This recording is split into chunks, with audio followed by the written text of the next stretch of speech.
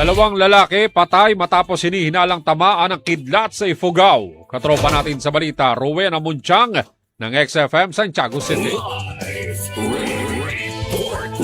Patay na ng isugod sa ospital ang dalawang lalaki na natagpo ang walang malay sa Sitio Dadap, Barangay Santa Maria, Alfonso Lista sa lalawigan ng Ifugao. Batay sa ulat ng Alfonso Lista Municipal Police Station, nakatanggap ang mga otoridad ng impormasyon dakong alas 11:30 ng gabi kaugnay sa pagkakatagpo sa dalawang lalaking nakahandusay malapit sa isang kiosk at simbahan sa nasabing lugar. Agad na rumisponde ang mga pulis kasama ang Municipal Disaster Risk Reduction and Management Office at isinugod ang mga biktima sa ospital, ngunit idineklara silang dead on arrival ng tumugong doktor. Bagamat nagpapatuloy pa ang investigasyon, isa sa mga tinitignang anggulo ng pulisya ang posibilidad na tinamaan ng kidlat ang dalawang lalaki kasabay ng malakas na pag-ulan sa lugar noong gabing iyon. Ayon sa mga doktor na sumuri sa mga biktima, respiratory arrest na posibleng dulot ng pagtama ng kidlat ang paunang natukoy na sanhi ng kanilang pagkamatay. Patuloy naman ang sinasagawang pagsisiyasat ng mga otoridad upang matukoy ang eksaktong pangyayari. Mula rito sa 104.9 XFM Santiago para sa nagkakaisang Pilipino para sa Pilipinas, ito si Katropang Rowena Munchang, XFM News.